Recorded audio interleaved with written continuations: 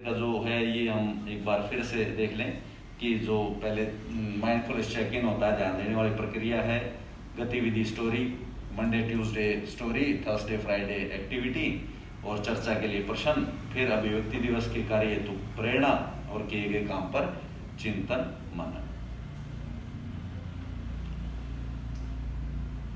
ये story activity करवाते समय फिर वही बातें, बच्चे का ध्यान बना रहे, रुचि उसमें देता, बच्चे भी याद कर लेते, वो लिख भी देते और चलता। और अगर इस गतिविधि के माध्यम से उनको वास्तव में वो पकड़ बनी है आवश्यकताओं की पूर्ति की, उस कमी के एहसास की, उस कमी के एहसास के ना होने की, तो शायद उनके जीवन में समृद्धि ज्यादा देर तक रहेगी, ज्यादा खुश हो रहेंगे।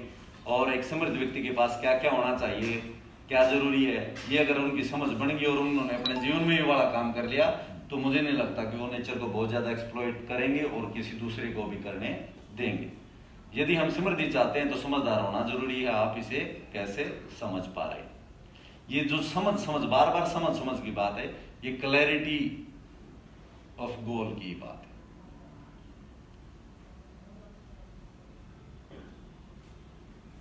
है। जो है ये हम एक बार फिर से देख लें कि जो पहले माइंडफुलनेस चेक इन होता है, ध्यान देने वाली प्रक्रिया है, गतिविधि story, Monday Tuesday story, Thursday Friday activity और चर्चा के लिए प्रश्न, फिर अभिव्यक्ति दिवस के कार्य हेतु प्रेरणा और किए गए काम पर चिंतन मनन। ये स्टोरी एक्टिविटी करवाते समय देता, बच्चे भी याद कर लेते, वो लिख भी देते और चलता। और अगर इस गतिविधि के माध्यम से उनको वास्तव में वो पकड़ बनी है आवश्यकताओं की पूर्ति की, उस कमी के एहसास की, उस कमी के एहसास के ना होने की, तो शायद उनके जीवन में समृद्धि ज्यादा देर तक रहेगी, ज्यादा खुश हो रहेंगे। और एक समृद्ध व्यक्ति के पास क्या क्या होना चाहिए, क्या जरूरी है, ये अगर उनकी समझ बन गई और उन्होंने अपने जीवन में ये वाला काम कर लिया, तो मुझे नहीं लगता कि वो नेचर को बहुत ज्यादा एक्सप्लॉइट करेंगे और किसी दूसरे को भी करने देंगे। यदि हम समृद्धि चाहते हैं तो समझदार होना जरूरी है। आप इसे कैसे समझ पा रहे हैं? ये जो समझ बार बार समझ की बात है, ये क्लैरिटी ऑफ गोल की बात है।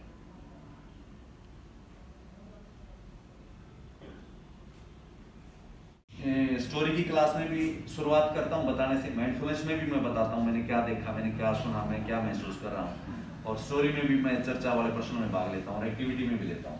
तो यहां भी अगर मैं देखूं कि आप अपने आसपास किसको समृद्ध पाते हैं, किसे और कैसे, तो मैं भी बता दूं कि सबसे पहले मैं ही बताऊं कि मैं जब साथ में बैठता हूं ना, अपने टीचर सारे जहां साथ बैठते हैं, तो मैं राठी साहब और जाखड़ साहब को समृद्ध पाता हूं। कैसे पाता हूं कि वो है ना, कभी भी किसी चीज को मना नहीं करते।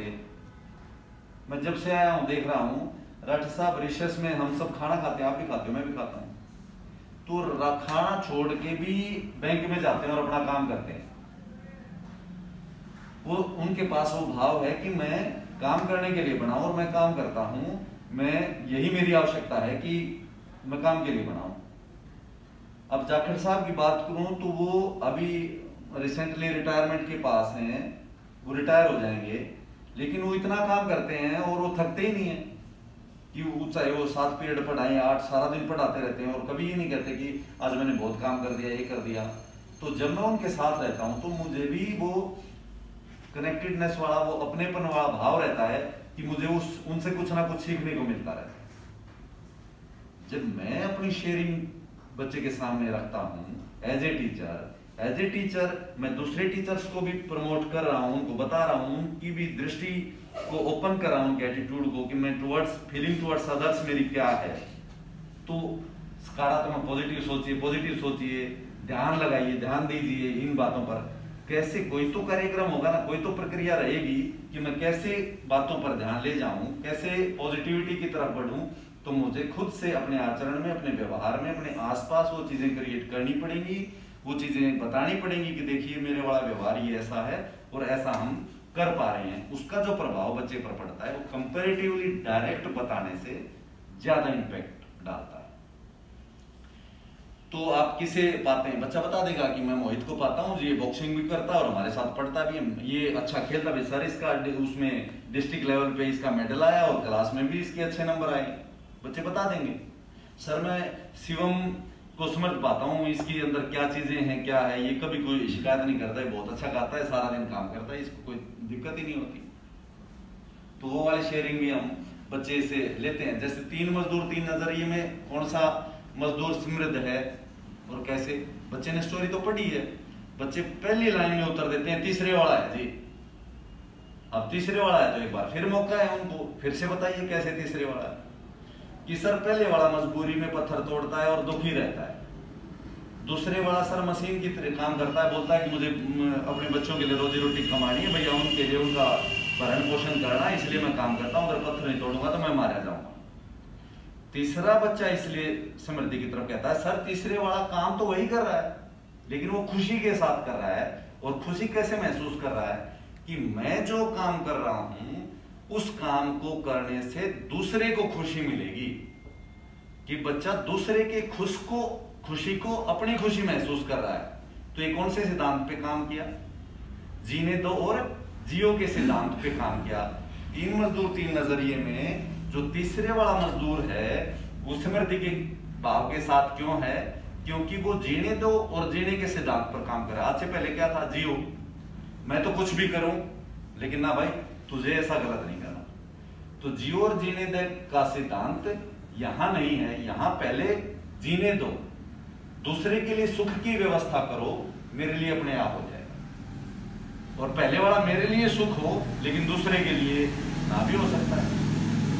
इसलिए 3 मजदूर और 3 ये जो स्टोरी थी, इसमें तीसरे वाला मजदूर इसलिए खुशी का एहसास करता है, इसलिए समृद्धि का एहसास उसके पास है कि वो दूसरे अपने काम से, एज ए टीचर मैं बच्चे को पढ़ा रहा हूं, मुझे खुशी इस बात में नहीं है कि मुझे पढ़ाने से मुझे सैलरी मिल रही है, बिना पढ़ाने से भी सैलरी कुछ दिन मिल सकती है, लेकिन मेरे पढ़ाने से बच्चे क्या क्या बनने वाले हैं। मैं आईएएस बनना चाहता था, लेकिन एक आईएएस बनना बेटर स्थिति है या 100 आईएएस पैदा करना बेटर स्थिति है। मैं डॉक्टर बनना चाहता था, मैं डॉक्टर बन गया, मैं एक डॉक्टर बना। अगर मैं टीचर रहते हुए मैंने 100 डॉक्टर बना दिए, क्योंकि मैं उस कैपेसिटी के साथ हूं, उस पोटेंशियल के साथ हूं कि मैं डॉक्टर बन सकता था, तो मैं डॉक्टर बना भी सकता हूं। तो एक डॉक्टर बनना, एक इंजीनियर बनना, एक साइंटिस्ट बनना बेटर ऑप्शन है या 100,000 साइंटिस्ट, इंजीनियर, डॉक्टर्स पैदा करना बेटर स्थिति। तो ये जो भाव एक शिक्षक के मन में अगर आ जाए तो वो समृद्धि का भाव है जो सस्टेनेबल हैप्पीनेस को जनरेट करता है, क्रिएट करता है, कि उसके जीवन में कभी दुख रहता ही नहीं। ये वो स्थिति है। और उसके लिए प्रक्रिया कौन सी है, ये स्टोरीज, ये एक्टिविटीज, ये चर्चा, ये चिंतन, ये भाव पक्ष, ये विचार पक्ष, और बच्चा खुद लीक से हटकर सोच समझकर जीवन में निर्णय लेने के लिए उत्साहित होता। ये सारे प्रश्न हैं समृद्धि